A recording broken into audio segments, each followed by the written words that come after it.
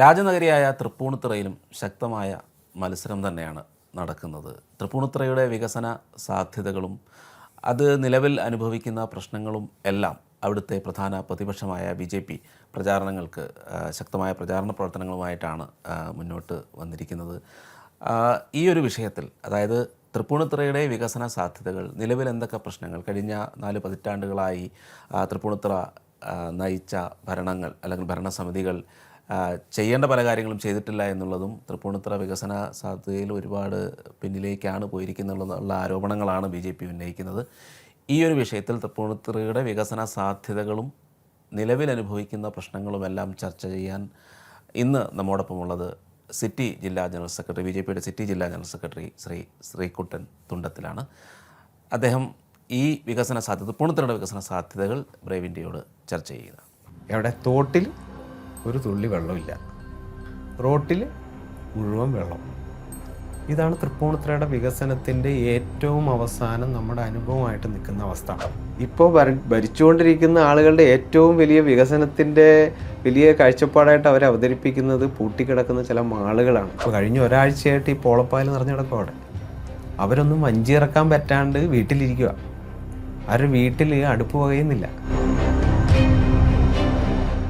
അതിന് ഫണ്ടില്ല എന്ന് പറയുന്നവരാണ് തൃപ്പൂണിത്തുറയിലെ ഭരണ സംവിധാനം. അരമണിക്കൂർ മഴയ്ക്ക് അരയ്ക്കൊപ്പം വെള്ളം എന്നുള്ളതാണ് അവിടുത്തെ ഒരു രീതി. ഒരു 5 വർഷക്കാലം കോൺഗ്രസ് ഭരിച്ചിട്ടുണ്ട്. ആ 5 വർഷം കൊണ്ട് അവർക്ക് ചെയ്യാൻ പറ്റുന്ന ദ്രോഹമൊക്കെ അവരും ചെയ്തു വെച്ചിട്ടുണ്ട്. സംസ്ഥാന സർക്കാരിൻ്റെ കയ്യിൽ അവിടെ പൈസ, ഒരു പൈസയില്ല. അവസാനം എന്ത് ചെയ്തു? ഞങ്ങളെ കൊണ്ട് ഇതിന് സാധിക്കില്ല, മെട്രോ തന്നെ സ്ഥലം ഏറ്റെടുത്ത് ഇത് ചെയ്യണം. ഇത് തിരിച്ച് പറയാൻ വേണ്ടിയിട്ട് 1 വർഷം കഴിഞ്ഞു.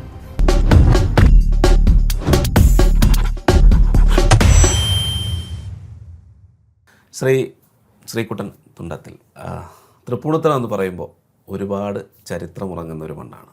കൊച്ചി രാജാക്കന്മാരുടെ തലസ്ഥാനം, അതുപോലെ തന്നെ ക്രിക്കറ്റിൻ്റെ ഒരു കേന്ദ്രമായിട്ട് പൂജ ക്രിക്കറ്റും, അങ്ങനെ ഒരുപാട് പഴയ രാജാക്കന്മാരുടെ, അങ്ങനെ ക്രിക്കറ്റിൻ്റെ ഒരു വലിയ കേന്ദ്രം, അത്തച്ചമയം, ഇങ്ങനെ ഒരുപാട് ചരിത്രമുറങ്ങുന്ന മണ്ണ്, പൂർണ്ണത്ര ഈശൻ്റെ മണ്ണ്, അങ്ങനെയൊക്കെ അറിയപ്പെടുന്ന ഒരു സ്ഥലമാണ് തൃപ്പൂണിത്തുറ.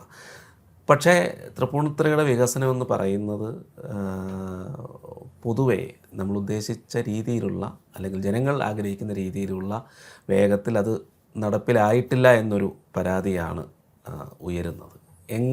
എന്തുകൊണ്ടാണ് അങ്ങനെ ഒരു ചർച്ചകൾ ഉയരുന്നത്? എന്തുകൊണ്ടാണ് തൃപ്പൂണിത്തുറ ഇത്രയും കാലമായിട്ടും ഒരു വികസനത്തിൻ്റെ മുന്നേറ്റം പല രീതിയിലും, അടിസ്ഥാന സൗകര്യങ്ങളിലായിക്കോട്ടെ, ടൂറിസത്തിലായിക്കോട്ടെ, ഒരുപാട് സാധ്യതകളുണ്ടെങ്കിലും അവിടെയെങ്കിലും എത്താൻ കഴിയാത്ത രീതിയിൽ ഒരു വളർച്ച മുന്നടിച്ച് നിൽക്കുന്നു എന്ന് ഒരു അഭിപ്രായം ഉണ്ടാകാൻ കാരണം എന്തുകൊണ്ടാണ്? ശരി, ഇതിൽ ഈ ചോദിച്ച ചോദ്യത്തിൽ തന്നെ തൃപ്പൂണിത്തുറയെക്കുറിച്ച് ചുരുക്കിയ എല്ലാ കാര്യങ്ങളും ഉണ്ട്. ഇപ്പോൾ തൃപ്പൂണിത്തുറ അറിയപ്പെടുന്നത് ഈ കുറച്ച് കാര്യങ്ങൾ മാത്രമല്ല, അതിൽ വിട്ടുപോയ ഒരു പ്രധാനപ്പെട്ട കാര്യം എന്ന് പറഞ്ഞാൽ കലാപരമായിട്ട്. വാദ്യകലയാണെങ്കിലും മറ്റ് കലകൾ ഏതാണെങ്കിലും, RLV നമുക്കറിയാം, കേരളത്തിൽ നിന്നല്ല ലോകത്തിന് മുമ്പിൽ തന്നെ കലാമണ്ഡലം പോലെ പിന്നെ അറിയപ്പെടുന്ന ഒരു പ്രധാനപ്പെട്ട സ്ഥാപനം എന്നുള്ള നിലയ്ക്ക് RLV ആണ്. എല്ലാവരുടെയും പേരിനൊപ്പം RLV നമ്മൾ കേട്ട് ശീലിച്ചിട്ടുള്ള ഒരു പേരാണ്. യേശുദാസ് പഠിച്ച സ്ഥലമാണ്. അപ്പോൾ അങ്ങനെ കലാപരമായിട്ട്, സാംസ്കാരികപരമായിട്ട്, പൈതൃകപരമായിട്ട് അങ്ങനെ ഏറ്റവും ഉന്നതിയിൽ നിൽക്കുന്ന ഒരു സ്ഥലമാണ്. അപ്പോൾ ഇതിന് ഈ ഒരു ചമയങ്ങളില്ലാതെ നമ്മൾ സംസാരിച്ച് കഴിഞ്ഞാൽ, നമ്മൾ പറയുമ്പോൾ, ഇപ്പോൾ ഞാനൊരു മെഡിക്കൽ ഫീൽഡിൽ വർക്ക് ചെയ്യുന്ന ഒരാളാണ്. ഡോക്ടർമാരൊക്കെ ആയിട്ട് നിരന്തരം നമ്മൾ ബന്ധപ്പെടുന്ന ഒരാളാണ്. അവിടെ നമ്മൾ ചെല്ലുന്ന സമയത്ത് ഡോക്ടർമാരായിട്ട് സാധാരണ രീതിയിൽ സംസാരിക്കുമ്പോൾ പല ഡോക്ടർമാരും നമ്മളോട് പറയുന്നത്, അവരുടെ റിട്ടയർമെൻറ്റ് ലൈഫിൽ, അവർ വളരെ തിരക്ക് പിടിച്ച ജീവിതം കഴിഞ്ഞിട്ട് അവരൊരു റിട്ടയർമെൻറ്റ് ലൈഫിൽ അവർക്കൊരു വീട് മേടിച്ച് സ്വസ്ഥമായിട്ട് താമസിക്കണമെന്ന് ആഗ്രഹിക്കുന്ന ഒരു സ്ഥലമായിട്ട് അവർ പറയുന്നൊരു സ്ഥലം തൃപ്പൂണിത്തുറയാണ്. ഞങ്ങൾക്ക് തൃപ്പൂണിത്തുറ വന്ന് താമസിക്കണം എന്നാണ് ആഗ്രഹം. കാരണം അവർ എല്ലാവരുടെയും മനസ്സിൽ ഒരു വളരെ സമാധാനപരമായ, സാംസ്കാരികപരമായിട്ട് വളരെ ഉന്നതിയിൽ നിൽക്കുന്ന, വളരെ താമസിക്കാൻ ഒരു റെസിഡൻഷ്യൽ ഏരിയ ആയിട്ട് അങ്ങനെ കാണുന്നൊരു സ്ഥലം, ഒരു ക്ഷേത്രങ്ങളുടെ ഒരു നഗരമാണ്. എന്നാൽ എല്ലാ വിഭാഗത്തിൽപ്പെട്ട ആളുകളും വളരെ സന്തോഷത്തോടു കൂടി ജീവിക്കുന്നൊരു സ്ഥലമാണ്. അങ്ങനെ എല്ലാം ഉണ്ട്. അപ്പോൾ അതിൻ്റെ ഒരു തനിമ നിലനിർത്തിക്കൊണ്ട് നേരത്തെ പറഞ്ഞ പോയിന്റിലേക്ക് പോകുന്നതായിരിക്കും നല്ലത്. ഇതെല്ലാം നിൽക്കുന്ന തൃപ്പൂണിത്തുറ, അതോടൊപ്പം എന്താണ്, ഇപ്പോൾ കൊച്ചി മെട്രോ എത്തി നിൽക്കുന്നത് തൃപ്പൂണിത്തുറയിലാണ്. ഇപ്പോൾ തൃപ്പൂണിത്തുറ റെയിൽവേ സ്റ്റേഷനിലാണ് അവസാനത്തെ സ്റ്റോപ്പ്.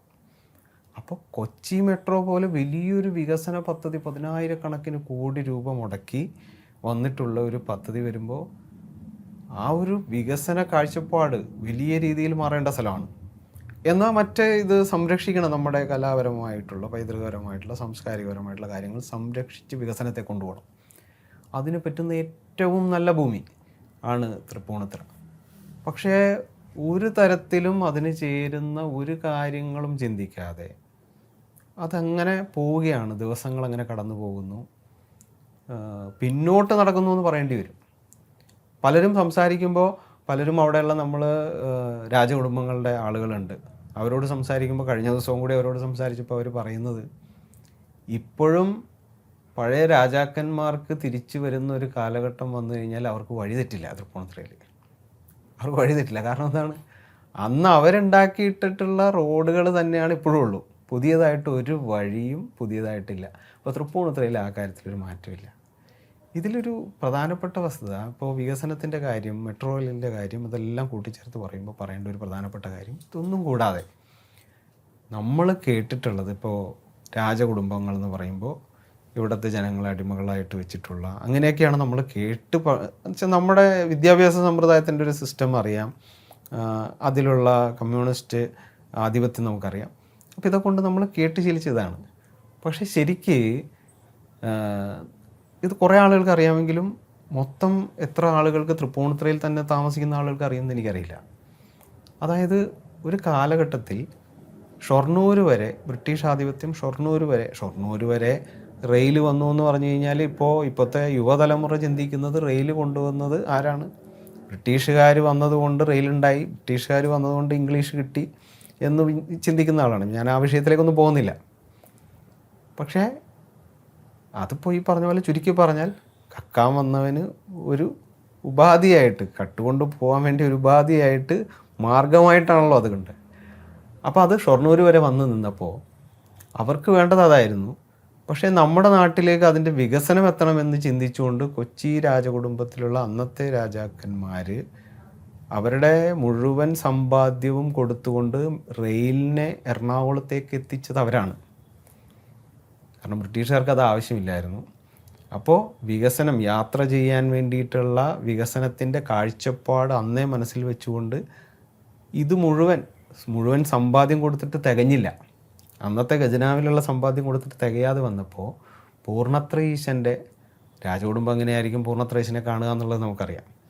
അപ്പം അത്രയും പ്രാധാന്യത്തോടു കൂടി കാണുന്ന പൂർണ്ണത്രയീശൻ്റെ 14 നെറ്റിപ്പട്ടങ്ങൾ കൂടി കൊടുത്തിട്ട് റെയിൽ കൊണ്ടുവന്ന ആളുകളാണ് കൊച്ചി രാജകുടുംബാംഗങ്ങൾ. അപ്പോൾ കൊച്ചിയുടെ അന്നത്തെ കാലം മുതലുള്ള രാജാക്കന്മാരടക്കമുള്ള ആളുകളുടെ വികസന കാഴ്ചപ്പാട് അതാണ്. ആ വികസന കാഴ്ചപ്പാടിൽ നിന്ന് നമ്മൾ എങ്ങോട്ട് വളർന്നു എന്നുള്ളതാണ്. എന്ത് വളർച്ച നേടി? ഏറ്റവും അവസാനം നമ്മുടെ മുമ്പിലുള്ളത് ഏതാ? ഈ കഴിഞ്ഞ ദിവസം തൃപ്പൂണിത്തുറ അമ്പലത്തിൽ ഉത്സവം. നമുക്കറിയാം, വലിയ ജനത്തിരക്ക്. കേരളത്തിൽ തന്നെ ഏറ്റവും പ്രധാനപ്പെട്ട ഒരു ക്ഷേത്രം, ഉത്സവങ്ങളുടെ ഒരു തുടക്കമായിട്ട് കാണുന്ന ഒരു ക്ഷേത്രം. വലിയ ജനക്കൂട്ടം വരുമ്പോൾ മഴ പെയ്തു. ഒരമണിക്കൂർ നല്ലൊരു മഴ പെയ്തപ്പോൾ അവിടെ മുഴുവൻ വെള്ളത്തിലായി എന്ന് പറഞ്ഞാൽ നമ്മൾ മാധ്യമങ്ങളിലൂടെ, സമൂഹ മാധ്യമങ്ങളിലൂടെ അവിടെ നിന്നിട്ടുള്ള ആളുകളെല്ലാവരും അത് പോസ്റ്റ് ചെയ്തുകൊണ്ട് എല്ലാവരും കണ്ടിട്ടുണ്ടാവും. ഏതാണ്ട് മുട്ടോളം വെള്ളപ്പൊക്കത്തിൽ നിന്നപ്പോൾ അവിടെ സംഭവിച്ചത് എന്താ? 2 തരത്തിലാണ്. ഒന്ന്, അവിടെ അതിൻ്റെ തൊട്ടടുത്ത ദിവസം കണ്ട ഒരു പ്രധാനപ്പെട്ട കാഴ്ചയാണ്. തൊട്ടടുത്ത ദിവസം ഞാൻ അമ്പലത്തിൽ പോയി രാവിലെ. സ്ഥാനാർത്ഥിയൊക്കെ ആയതുകൊണ്ട് ഭഗവാനോട് ഇത്തിരി അധികം നമുക്ക് സ്നേഹമുണ്ടല്ലോ. അപ്പോൾ രാവിലെ ചെന്നേക്കുക. അപ്പോൾ രാവിലെ നമ്മൾ ചെന്നപ്പോൾ അവിടെ വലിയ ജനക്കൂട്ടമാണ്. രാവിലെ നമ്മൾ അത്രയും കാണാറില്ല. രാവിലെ ഉത്സവമാകുമ്പോൾ എല്ലാവരും വൈകിട്ട് വരും. അപ്പോൾ അങ്ങനെ സ്ഥിരം വരുന്ന, തൊഴാൻ വരുന്ന അങ്ങനെയുള്ള ആളുകൾ ഒഴിച്ചാൽ വലിയ ജനക്കൂട്ടം ഉണ്ടാവില്ല. പക്ഷേ ഭയങ്കര ജനക്കൂട്ടം. എന്താ? ഈ രാത്രി വന്നപ്പോൾ മഴ പെയ്തപ്പോൾ വെള്ളത്തിൽ ഈ ചെരുപ്പുകളെല്ലാം പൊങ്ങി പല തരത്തേക്ക് പോയി. ആയിരക്കണക്കിന് ചെരുപ്പുകൾ. ഇതെല്ലാം കൂടി അവിടെ ക്ലീൻ ചെയ്യുന്ന ആളുകൾ കൂട്ടി ഒരു സ്ഥലത്ത് കൊണ്ടുവന്നിട്ടിരിക്കുക. ഏതാണ്ട് അവിടെ ക്ലീൻ ചെയ്ത അത് എടുത്തു വാരിയിട്ട് ഒരാൾ പറഞ്ഞത്, ശ്രീകുട്ട ഏറ്റവും കുറഞ്ഞത് ഒരു 2500 സെറ്റ് ചെരുപ്പുണ്ട് ഇവിടെ എന്ന് പറഞ്ഞു. അപ്പോൾ ഇതെടുക്കാൻ ഇതിൽ സ്വന്തം ചെരുപ്പുണ്ടോ എന്ന് നോക്കി വന്നിട്ടുള്ള ആളുകളാണ് അവിടെ ഉള്ളത്. ഇതൊരു സൈഡ് ആളുകൾ അനുഭവിച്ചൊരു പ്രശ്നം. ഇതിൽ ആളുകൾക്ക്, കുട്ടികളടക്കം, അവിടെ വന്നിട്ടുള്ള മുതിർന്ന ആളുകളടക്കം എല്ലാവരും അമ്പലത്തിൽ, പൂർണ്ണത്രയീശൻ്റെ അമ്പലത്തിൽ വരും. അവർക്ക് ഇതുകൊണ്ടുണ്ടാകുന്ന ഗുരുതരമായിട്ടുള്ള ആരോഗ്യ പ്രശ്നങ്ങൾ ഒരു സൈഡിൽ, അത് വേറെ. ഇതല്ലാതെ 10,000-കണക്കിന് രൂപ മുടക്കി ഇങ്ങനെ ഒരു ഉത്സവം വന്നതിൻ്റെ ഒരു ഒരു ഒരു സാധ്യതയിൽ അവരുടെ കച്ചവടം നടക്കുന്ന കുറേ വ്യാപാരി സുഹൃത്തുക്കളുണ്ടല്ലോ അവിടെ. വലിയ പ്രതീക്ഷയിലാണ് അവർ. ഈ ഉത്സവം വരുമ്പോഴാണ് അവർക്ക് എന്തെങ്കിലും കാര്യമായിട്ട് കിട്ടുന്നത്. കുറേ ആളുകൾ വാടകയ്ക്ക്, തറ വാടകയ്ക്ക് എടുത്തിട്ടാണ്. അതിൻ്റെ പുറകിലുള്ള കാര്യങ്ങളിലേക്ക് ഞാൻ പോകുന്നില്ല. അതിന് പൈസ മേടിക്കുന്ന മുനിസിപ്പാലിറ്റിയുടെ സംവിധാനം, മറ്റു കാര്യങ്ങളിലേക്ക് ഞാൻ പോകുന്നില്ല.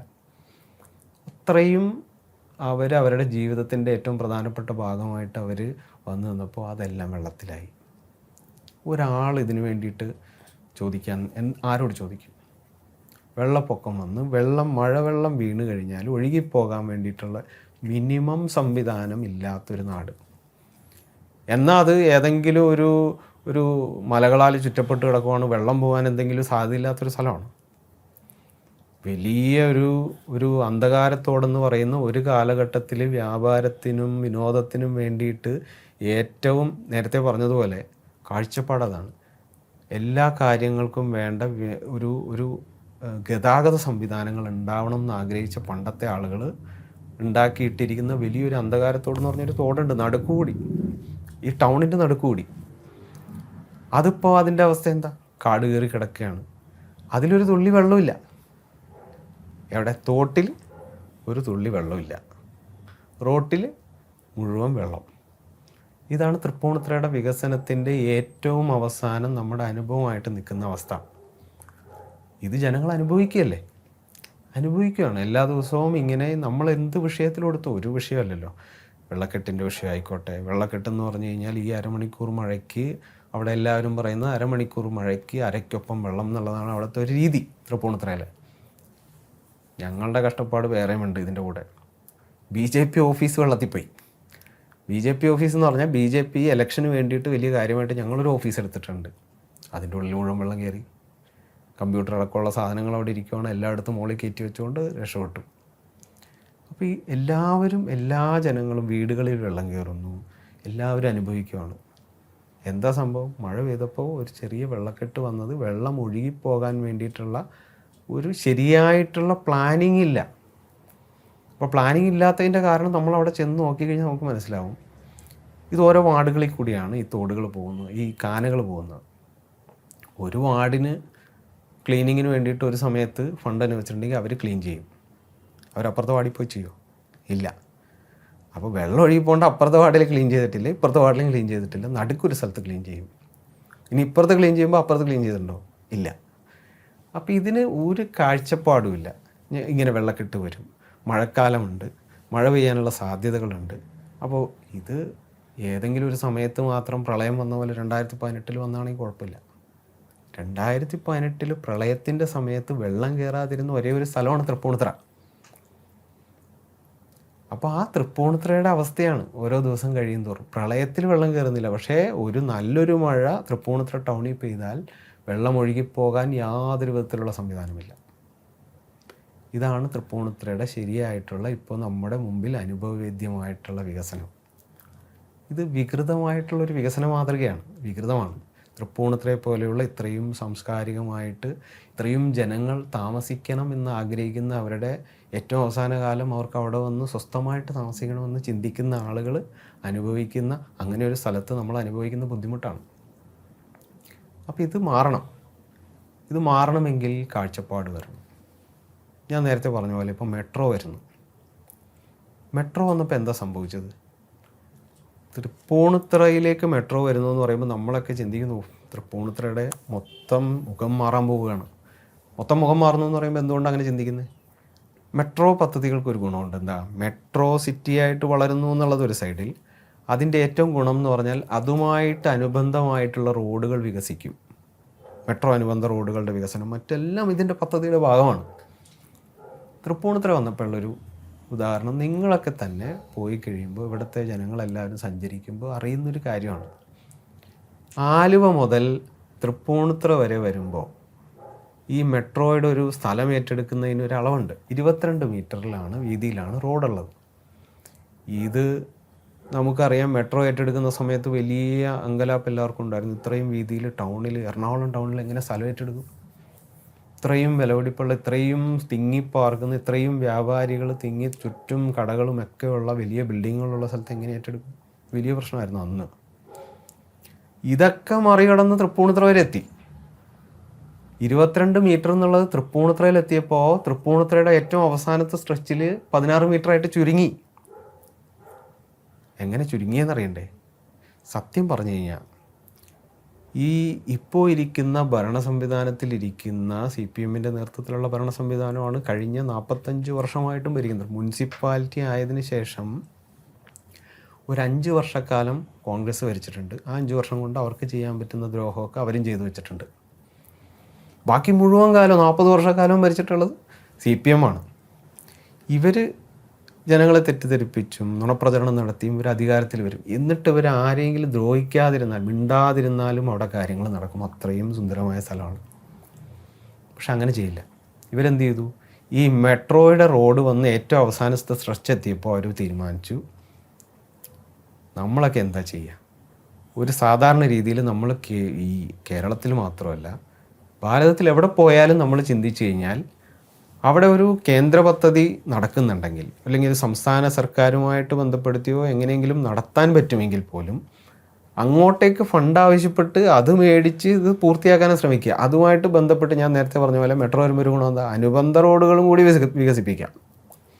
അങ്ങനെയാണ് ചിന്തിക്കുക. ഇവിടെ അങ്ങനെയല്ല. ഇവരുടെ മനസ്ഥിതി അങ്ങനെയല്ല. ഇവർ ആ സമയത്ത് അന്നുണ്ടായിരുന്ന ഭരണസമിതി പോയിട്ട് അങ്ങോട്ട് ആവശ്യപ്പെടുകയാണ്, ഞങ്ങൾ അവസാനത്തെ സ്ട്രെച്ചിൽ റോഡ് ഞങ്ങൾ ഏറ്റെടുത്തോളാം. ഒരു മുനിസിപ്പാലിറ്റി പറയുവാണ്, മെട്രോ പോലെ 10,000 കോടി രൂപയുടെ ബഡ്ജറ്റിൽ പണിയുന്ന ഒരു സ്ഥലത്ത് അവസാനത്തെ ഒരു സ്റ്റേഷനിലേക്കുള്ള സ്ഥലം ഏറ്റെടുക്കൽ ഇത് മെട്രോ ചെയ്തോളും. ഈ കാണാവുന്ന MG റോഡിൽ കൂടി സ്ഥലം ഏറ്റെടുക്കാൻ അറിയാം, SA റോഡിൽ കൂടി, സവർണ അയ്യപ്പൻ റോഡിൽ കൂടി സ്ഥലം ഏറ്റെടുത്ത് ഇവിടെ എത്തിക്കാൻ അറിയാം, വൈറ്റിലേ കൂടി കടന്ന് ഇതെല്ലാം കടന്ന് തൃപ്പൂണിത്തുറ വരെ വരാൻ അറിയാവുന്ന ആളുകളോട് പറയുവാണ്, ഞങ്ങൾ സ്ഥലം ഏറ്റെടുത്തോളാം. എന്താ സംഭവിച്ചത്? ഇത് ഏറ്റെടുത്തോളാം എന്ന് പറഞ്ഞ് പ്രപ്പോസലും കൊടുന്ന് മെട്രോ അംഗീകരിച്ച് അതിൻ്റെ എല്ലാ കാര്യങ്ങളും കഴിഞ്ഞ് കഴിഞ്ഞപ്പോൾ ഇത് കൗൺസിലിൽ വന്നു, ഇതിൻ്റെ എസ്റ്റിമേഷൻ തുടങ്ങി. ഇതൊരു ആലോചനയില്ല. ഒരാലോചനയില്ലാതെ ഏതോ ഒരാൾക്ക് ഒരു രാത്രി തോന്നിയ, നമ്മൾ അടിയന്തരാവസ്ഥയുടെ കാര്യത്തിലൊക്കെ പറയുന്ന പോലെ ഒരു രാത്രി തോന്നിയ ഒരു തോന്നലാണ്. അത് ജനങ്ങളെങ്ങനെ ബാധിച്ചു എന്നുള്ളതാണല്ലോ നമ്മുടെ പ്രശ്നം. ഇവർക്ക് എന്ത് തോന്നുന്നു എന്നുള്ളത് നമുക്കറിയാം, പണ്ടും അറിയാം. പക്ഷേ ജനങ്ങളെങ്ങനെ ബാധിച്ചു എന്ന് നോക്കൂ. ഇവർ തീരുമാനിക്കുകയാണ് സ്ഥലം ഏറ്റെടുക്കാം. എന്നിട്ട് ഇവർ ആലോചിച്ച് വന്ന് എസ്റ്റിമേഷനൊക്കെ എടുത്തപ്പോൾ കോടിക്കണക്കിന് രൂപ വരും സ്ഥലം ഏറ്റെടുക്കാൻ. മുനിസിപ്പാലിറ്റിനെ കൊണ്ട് അത് സാധിക്കില്ല എന്ന് മനസ്സിലായി. ഇത് ഈ ഇടിവെട്ടേറ്റവനെ പാമ്പ് പിടിച്ചു എന്ന് പറഞ്ഞാൽ ആ സമയത്ത് വേറൊരു പ്രശ്നം കൂടിയുണ്ട്. ആ സമയത്ത് MLA സ്വരാജാണ്. അങ്ങനൊരു സംഭവം കൂടിയുണ്ട്. അപ്പോൾ എന്തിനേയും ഈ പറഞ്ഞ പോലെ ദാർഷ്ട്യത്തോടു കൂടി മാത്രം കാണുന്ന ഒരാൾ അവിടെ MLA കൂടി ആയിട്ടിരിക്കുന്ന സമയമാണ്. അപ്പോൾ അദ്ദേഹത്തിൻ്റെയും കൂടി സപ്പോർട്ടിലാണ് ഇതൊക്കെ തീരുമാനിച്ചേക്കണത്. അവസാനം എന്ത് മനസ്സിലായി? കണക്കൊക്കെ എടുത്തപ്പോൾ തൃപ്പൂണിത്തുറ മുനിസിപ്പാലിറ്റിക്ക് ഇതൊന്നും ചെയ്യാൻ സാധിക്കില്ല എന്ന് മനസ്സിലായി. സ്വാഭാവികമായിട്ടും അവർ MLA ആയിട്ട് സംസാരിച്ചിട്ടുണ്ടാവും, സ്റ്റേറ്റിനെ കൊണ്ട് ജയിക്കാൻ നോക്കുന്നത് നടന്നിട്ടില്ല. സംസ്ഥാന സർക്കാരിൻ്റെ കയ്യിൽ അവിടെ പൈസയുള്ളൂ, ഒരു പൈസയില്ല. അവസാനം എന്ത് ചെയ്തു? MLAയും ചെയർപേഴ്സണും പരിവാരങ്ങളും കൂടി പോയിട്ട് തിരിച്ചൊരു അപേക്ഷ കൊടുക്കുകയാണ്, ഞങ്ങളെ കൊണ്ട് ഇതിന് സാധിക്കില്ല, മെട്രോ തന്നെ സ്ഥലം ഏറ്റെടുത്ത് ഇത് ചെയ്യണം. ഇത് തിരിച്ച് പറയാൻ വേണ്ടിയിട്ട് 1 വർഷം കഴിഞ്ഞു. ഈ 1 വർഷക്കാലം ഇതുമായിട്ട് ബന്ധപ്പെട്ട് ഇതിൻ്റെ ചർച്ചകളും ഇത് ചെയ്യുമോ ഇല്ലേ എന്താണെന്ന് അറിയാതെ മെട്രോ അധികാരികൾ വിചാരിക്കും ഇവർ അതിൻ്റെ കാര്യങ്ങൾ ചെയ്യുന്നുണ്ടെന്ന് വിചാരിച്ച അവരും, ബാക്കിയുള്ളത് ഇവിടെ ഒന്നും നടക്കാണ്ട് ഇവരും ആലോചന മാത്രമായിട്ടിരിക്കുക. അവസാനം എന്ത് സംഭവിച്ചു? തിരിച്ചു കൊണ്ടുപോയിട്ട് ഒരു അപേക്ഷ അങ്ങോട്ട് കൊടുത്തു. മെട്രോ എന്ത് പറഞ്ഞു? ഞങ്ങൾ ആ പരിപാടിയൊക്കെ പൂട്ടിക്കെട്ടി, ഞങ്ങളിതിൻ്റെ പ്രപ്പോസലെല്ലാം അവസാനിപ്പിച്ചു, നഗരസഭ ഏറ്റെടുക്കാമെന്ന് പറഞ്ഞുകൊണ്ട് ഞങ്ങൾക്കിനി ചെയ്യാൻ പറ്റുക മെട്രോയ്ക്ക് വേണ്ടിയിട്ട് ഏറ്റവും മിനിമം എത്രയാണോ വേണ്ടത് അതെടുക്കാൻ വേണ്ടിയിട്ടുള്ള എല്ലാ ബഡ്ജറ്റും എല്ലാം പൂർത്തിയാക്കി ഞങ്ങൾ മുമ്പോട്ട് പോവാണ്, അതേ പറ്റുള്ളൂ എന്ന് പറഞ്ഞു. അങ്ങനെ 16 മീറ്ററായി ചുരുങ്ങി. ആളുകൾക്ക് എന്താ ഇഷ്ടം? ഒരു മെട്രോ പോലൊരു സംവിധാനം എവിടെ വരുന്ന? റെയിൽവേ സ്റ്റേഷൻ, തൃപ്പൂണിത്തുറ റെയിൽവേ സ്റ്റേഷനിലേക്കാണ്. ഇത്രയും ആളുകൾ വരുന്ന, കോടിക്കണക്കിന് രൂപയുടെ വരുമാനമുള്ള ഒരു റെയിൽവേ സ്റ്റേഷനിലേക്ക് മെട്രോയും കൂടി വന്ന് നിൽക്കുമ്പോഴുള്ള സാധ്യത എന്താ? അങ്ങോട്ടേക്ക് വരേണ്ട ഒരു 22 മീറ്റർ ഒരു ഒരു ഒരു തോന്നലിൻ്റെ, തെറ്റായ ഒരു തോന്നലിൻ്റെ അടിസ്ഥാനത്തിൽ ഒരു ഭരണ സംവിധാനം ഇവിടെ ഉണ്ടായിപ്പോയി എന്നുള്ളൊരു കാരണം കൊണ്ട് ജനങ്ങൾക്ക് നഷ്ടപ്പെട്ടു, ജനങ്ങൾ അനുഭവിക്കേണ്ടി വന്നു. ഇതാണ് തൃപ്പൂണിത്തുറയുടെ വികസന മാതൃക. ഇതിൽ എങ്ങനെയാണ് ജനങ്ങൾ ഇവരെ തല്ലാതിരിക്കുന്നതെന്ന് മാത്രമേ നമുക്ക് ചിന്തിക്കാൻ പറ്റുള്ളൂ. അതിൻ്റെ ഒരു ഗുണം എന്താണെന്ന് വെച്ച് കഴിഞ്ഞാൽ ഇവർക്ക് ഇത് കിട്ടാതെ, ഇവർക്ക് ഇതിന് ജനങ്ങൾ പൊതുസ്ഥലത്ത് വെച്ചിട്ട് ഇവരെ കൈകാര്യം ചെയ്യാത്തതിന് ഒറ്റ കാരണമുള്ളൂ. ഇവരിതിൻ്റെ പുറമേ നടത്തുന്ന മറ്റു തരത്തിലുള്ള പരിപാടികൾ, നുണപ്രചരണങ്ങൾ, ഇതിപ്പോഴും ആളുകളിലേക്ക് എത്തുന്നുണ്ട് എന്നുള്ളതിൻ്റെ ഒരു തെളിവാണിത്. കാരണം ആളുകൾക്ക് ഇപ്പോഴും അറിയില്ല ഇത് ഇങ്ങനെ ഒരു സംഭവം സംഭവിച്ചിട്ടുണ്ടെന്ന്. എന്നാൽ നമ്മളിത് നമ്മളായിട്ട് പറയണ്ട. സംശയമുള്ള ആളുകൾക്ക് അന്നത്തെ ചെയർപേഴ്സണിൻ്റെ ഫേസ്ബുക്ക് പേജിൽ പോയിട്ട് അന്നത്തെ ദിവസങ്ങൾ വെച്ചിട്ട് ബാക്കോട്ടൊന്ന് പോയി നോക്കിയാൽ മതി അവർ പോസ്റ്റ് ചെയ്തിട്ടുള്ളത്. ഞങ്ങൾ മെട്രോയ്ക്ക് വേണ്ടിയിട്ട് റോഡ് എടുക്കാൻ പോകുന്നു എന്ന് പറയുന്ന പോസ്റ്റും അതിലുണ്ട്. അതിന് വേണ്ടിയിട്ടുള്ള പ്രപ്പോസലിൻ്റെ പോസ്റ്റും അതിൽ കിടപ്പുണ്ട്. തിരിച്ചൊരു 1.5 വർഷം കഴിഞ്ഞപ്പോഴത്തേക്കും MLA ആയിട്ട് പോയിട്ട് ഞങ്ങളെ കൊണ്ട് ഇതിനാവില്ല എന്നും പറഞ്ഞിട്ടൊരു പേപ്പർ കൊടുക്കുന്നതിൻ്റെ പടവും അതിലുണ്ട്. ഇതൊക്കെ പബ്ലിക് ഡോക്യുമെൻ്റായിട്ട് കിടക്കുന്ന സാധനങ്ങളാണ്. അപ്പോൾ എങ്ങനെയാണ് തൃപ്പൂണിത്തുറക്കാർ മാറി ചിന്തിക്കാതിരിക്കുക? അതാണ് ഒരു വികസിത തൃപ്പൂണിത്തുറ എന്ന് പറയുന്ന ഒരു കാഴ്ചപ്പാട് ഇന്ന് തൃപ്പൂണിത്തുറയുടെ മനസ്സിലുണ്ട്, തൃപ്പൂണിത്തുറക്കാരുടെ മനസ്സിലുണ്ട്. അതെല്ലാത്തിനെയും സംരക്ഷിച്ചുകൊണ്ട് തന്നെ കലയെ സംരക്ഷിക്കണം, പൈതൃകത്തെ സംരക്ഷിക്കണം, സംസ്കാരത്തെ മുന്നിൽ നിർത്തിക്കൊണ്ട് ഈ കാര്യങ്ങൾ കൊണ്ടുപോകാൻ പറ്റണം, വികസനത്തെ കൊണ്ടുപോകാൻ പറ്റണം. അപ്പം അതിന് വേണ്ടിയിട്ടുള്ള ഒരു യഥാർത്ഥത്തിലുള്ള വികസിത തൃപ്പൂണിത്തുറ ഉണ്ടാക്കാൻ സാധിക്കുന്ന ആളുകളെ തിരഞ്ഞെടുക്കാൻ വേണ്ടിയിട്ട് ഈ പ്രാവശ്യം ജനങ്ങൾക്ക് അവർ തീരുമാനിച്ചിട്ടുണ്ട്. സത്യം പറഞ്ഞു കഴിഞ്ഞാൽ ഞാനിപ്പോൾ അവിടെ സ്ഥാനാർത്ഥിയാണ്. സ്ഥാനാർത്ഥി എന്നുള്ള നിലയിൽ നമ്മളെക്കാൾ വലിയ ഉത്തരവാദിത്വം ജനങ്ങൾക്കുണ്ട്, അവരെക്കാൾ ഉത്തരവാദിത്വം നമുക്കുണ്ട്. ഇതങ്ങനെയായിപ്പോൾ ഒരു സൈക്കിൾ പോലെയായി. കാരണം ഇനിയിപ്പോൾ ജനങ്ങൾ തീരുമാനിച്ചേക്കുവാണ് ഈ പ്രാവശ്യം നിങ്ങൾ അധികാരത്തിൽ വരണം, കേന്ദ്ര സർക്കാരുമായിട്ട് ചേർന്നിട്ട് ഈ കാര്യങ്ങളൊക്കെ കൃത്യമാക്കണം, മാറ്റങ്ങൾ വരുത്തണം, പുതിയൊരു സംവിധാനം തൃപ്പൂണിത്തുറയിൽ വരണം. ജനങ്ങൾ തീരുമാനിച്ചിരിക്കുക. അപ്പോൾ നമ്മുടെ ഉത്തരവാദിത്വം വലുതാണ്. അതിനനുസരിച്ച് ചിന്തിച്ച് നമ്മൾ സാധാരണ പറയുന്നത് പോലെ ഒരു പുതിയ ഭരണ സംവിധാനത്തിലേക്ക് അവിടെ വരാൻ പോകുമ്പോൾ, BJP അവിടെ അധികാരത്തിലെത്താൻ പോകുമ്പോൾ, BJP ആദ്യമായിട്ടല്ലേ, BJP ഇതിനു മുമ്പ് അധികാരത്തിൽ വന്നിട്ടില്ല. അപ്പോൾ അതുകൊണ്ട് ഒരു ഹണിമൂൺ പീരീഡ് എന്നുള്ള നിലയ്ക്ക് 1 വർഷക്കാലം ഇതിനെക്കുറിച്ച് പഠിച്ച് പിന്നെ അങ്ങനെയുള്ള കാര്യങ്ങളെക്കുറിച്ചൊരു പഠനം നടത്തി അങ്ങനെയല്ല ഉദ്ദേശിക്കുന്നത്. ഇതിനു വേണ്ടിയിട്ടുള്ളൊരു കാഴ്ചപ്പാട് BJPയുടെ കയ്യിലുണ്ട് എന്നാണ് പറയുന്നത്. തീർച്ചയായിട്ടും കാഴ്ചപ്പാട് BJPയുടെ കയ്യിലല്ല, ജനങ്ങളുടെ മനസ്സിലൊരു കാഴ്ചപ്പാടുണ്ട്, BJPയുടെ മനസ്സിലല്ല. BJPക്കാരും അവിടുത്തെ ജനങ്ങളാണല്ലോ. അപ്പോൾ ജനങ്ങളുടെ മനസ്സിലുള്ള കാഴ്ചപ്പാട് വളരെ വ്യക്തമാണ്. ആ കാഴ്ചപ്പാടിന് ഞങ്ങൾ ഉദ്ദേശിക്കുന്നത് ആ കാഴ്ചപ്പാട് നടത്തിയെടുക്കുന്ന ജനങ്ങളുടെ മനസ്സിലുള്ള ആ കാഴ്ചപ്പാട്, വികസിത തൃപ്പൂണിത്തുറ എന്ന കാഴ്ചപ്പാട് നടത്തിയെടുക്കുന്ന ഒരു ടീം, അവർക്ക് വേണ്ടി പ്രവർത്തിക്കുന്ന ഒരു ടീം, ആ ടീമായിരിക്കും പുതിയ ഭരണ സംവിധാനം. അതിനു വേണ്ടിയിട്ടുള്ള ഒരു പൊതു പ്ലാറ്റ്ഫോം ഞങ്ങൾ ക്രിയേറ്റ് ചെയ്യും. അവിടെ റെസിഡൻസ് അസോസിയേഷനുകൾ, അവരുടെ അപ്പെക്സ് ബോഡി ഉണ്ട്, വളരെ ശക്തമായിട്ടുണ്ട്. അതോടൊപ്പം തന്നെ ഞാൻ ഈ പറഞ്ഞ പോലെ നിങ്ങൾ ചോദിച്ചു തുടങ്ങിയതിൽ നിന്ന് ഇപ്പോൾ പറഞ്ഞു കഴിഞ്ഞാൽ നിരവധിയായിട്ടുള്ള ക്രിക്കറ്റ് ക്ലബ്ബുകൾ, യുവാക്കളുടെ നിരവധി സംഘടനകൾ, ഇപ്പോൾ എനിക്ക് തോന്നുന്നു മറ്റ് സ്ഥലങ്ങളിൽ ഇല്ലാത്തതുപോലെ TPFC എന്ന് പറഞ്ഞാൽ പെഡസ്ട്രിയൻസിന് വേണ്ടിയിട്ടുള്ള ഒരു അസോസിയേഷൻ, കാൽനട യാത്രക്കാരുടെ സൗകര്യങ്ങൾ മെച്ചപ്പെടുത്തുന്നതിന് വേണ്ടിയിട്ട് പ്രവർത്തിക്കുന്ന ഒരു സംഘടന, അതുവരെ തൃപ്പൂണിത്തുറയിലുണ്ട്. അവർ വലിയ കാഴ്ചപ്പാട് നമ്മുടെ മുമ്പിൽ അവതരിപ്പിക്കുന്നുണ്ട്. അവർക്കറിയാം തൃപ്പൂണിത്തുറയിൽ BJP അധികാരത്തിൽ വരാൻ പോവുകയാണ്. അപ്പോൾ അതുകൊണ്ട് ഇത് ചെയ്യാൻ സാധിക്കും. അവർ മുമ്പിൽ കാണുന്നത് മോദിയാണ്. മോദി ചെയ്യുന്നത് കണ്ടിട്ടുള്ള ആളുകളാണ് ഇവരെല്ലാവരും. അപ്പോൾ അവർക്കറിയാം BJP വന്നത് നടക്കും. കാരണം എന്താ, പൈസ വേണം. ഈ കാര്യങ്ങൾ ചെയ്യണമെങ്കിൽ ഫണ്ട് കൊണ്ടുവരാൻ പറ്റണം. ഫണ്ട് കൊണ്ടുവന്ന് കേന്ദ്ര സർക്കാരിൻ്റെ അടക്കമുള്ള ഫണ്ടുകൾ കൊണ്ടുവന്ന് അത് മേടിച്ച് ഇവിടെ കാര്യങ്ങൾ ചെയ്യാൻ പറ്റണം. അപ്പം അതിന് വേണ്ടിയിട്ടുള്ള ഒരു സംവിധാനം വരണമെന്ന് ആഗ്രഹിക്കുന്ന ജനങ്ങളാണ്. BJPക്ക് കാഴ്ചപ്പാടുണ്ടോ എന്നുള്ളതല്ല, BJPക്ക് കാഴ്ചപ്പാടുണ്ട്. അതുകൊണ്ട് തന്നെയാണ് ജനങ്ങൾ മോദിയെ കണ്ടിട്ടുണ്ട്, BJPയുടെ കാഴ്ചപ്പാട് എന്താണെന്നുള്ളത് അവർക്ക് അനുഭവമുണ്ട്. ആ അനുഭവത്തിൻ്റെ വെളിച്ചത്തിൽ അവർ ചിന്തിച്ചിട്ടുള്ള യഥാർത്ഥത്തിലുള്ള ഒരു തൃപ്പൂണിത്തുറയുടെ വികസനം എങ്ങനെയാണോ അത് നടപ്പിലാക്കുക എന്നുള്ളതാണ്. അത് നടപ്പിലാക്കാൻ ഞാൻ നേരത്തെ പറഞ്ഞതുപോലെ ഇവരെല്ലാവരെയും ഇവരുടെ ഒരു ഒരു ഒരു അപ്പെക്സ് ബോഡി നമ്മളുണ്ടാക്കും. തൃപ്പൂണിത്തുറ എങ്ങനെയാണ് നാളെ മാത്രം എന്ന് പറഞ്ഞാൽ നാളെ എന്ന് പറഞ്ഞാൽ അടുത്തൊരു 50 വർഷക്കാലത്തേക്ക് തൃപ്പൂണിത്തുറ എങ്ങനെയായിരിക്കണം, റോഡുകൾ എങ്ങനെയായിരിക്കണം, ഫുട്പാത്തുകൾ എങ്ങനെയായിരിക്കണം, അതിൻ്റെ ഡ്രെയിനേജ് സംവിധാനം എങ്ങനെയായിരിക്കണം, മെട്രോ വരുമ്പോഴത്തേക്കും അവിടെ വരാൻ സാധിക്കുന്ന ഒരു പ്രധാനപ്പെട്ട പദ്ധതികൾ. ഉദാഹരണത്തിന് മെട്രോ വന്ന് നിൽക്കുന്നു, റെയിൽവേ സ്റ്റേഷനിലേക്കാണ് വന്ന് നിൽക്കുന്നത്. റെയിൽവേ സ്റ്റേഷന് ഇപ്പോഴും അവിടുത്തെ പ്രധാനപ്പെട്ട സംഘടനകൾ എല്ലാവരും ആവശ്യപ്പെടുന്നത് BJPയോട് ആവശ്യപ്പെടാറുണ്ട്. നിങ്ങൾ സ്റ്റോപ്പ് അനുവദിക്കുന്നില്ല എന്നൊക്കെ പറഞ്ഞു പലപ്പോഴും നമ്മളോട് പല ആളുകളും നമ്മളോടൊരു വിഷമം പറയാറുണ്ട്. നമ്മളത് കേൾക്കുന്ന ആളുകളാണ്. ഞങ്ങളുടെ മനസ്സിൽ അങ്ങനെയല്ല.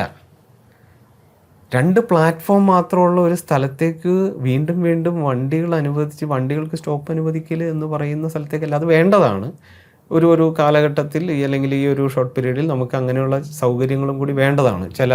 ചില പ്രധാനപ്പെട്ട ട്രെയിനുകൾക്ക് ഒരു സൈഡിലേക്ക് മാത്രം സ്റ്റോപ്പ് ഉള്ളതൊക്കെ ഉണ്ട്. അതൊക്കെ നമ്മൾ ഇപ്പോൾ വളരെ സീരിയസ് ആയിട്ട് കേന്ദ്ര മന്ത്രാലയങ്ങളുമായിട്ട് സംസാരിച്ചിട്ടുണ്ട്. അതിലൊരു മാറ്റം വരും. പക്ഷേ അതല്ല ശരിക്കും വേണ്ടത്. എൻ്റെ മനസ്സിൽ അല്ലെങ്കിൽ ഞങ്ങൾ ഇരുന്ന ഈ പറയുന്ന പൊതുവായിട്ടുള്ള ആളുകളുടെ മനസ്സിൽ സംസാരിച്ചപ്പോൾ രൂപപ്പെട്ടു വന്നിട്ടുള്ളൊരു കാര്യം, തൃപ്പൂണിത്തുറ റെയിൽവേ സ്റ്റേഷനെ എറണാകുളം സൗത്ത് റെയിൽവേ സ്റ്റേഷൻ കഴിഞ്ഞാൽ ഏറ്റവും പ്രധാനപ്പെട്ട റെയിൽവേ സ്റ്റേഷനാക്കി മാറ്റാൻ സാധിക്കുന്ന സ്ഥലമാണ്. നോക്കൂ, അവിടെ തന്നെ മെട്രോ വന്ന് അവസാനിക്കുന്നുണ്ട്. അവിടെ തന്നെ നമുക്ക് ഒരു വലിയ ബസ് ടെർമിനൽ കൊണ്ടുവരാൻ സാധിക്കുന്ന സ്ഥലം അവിടെയുണ്ട്.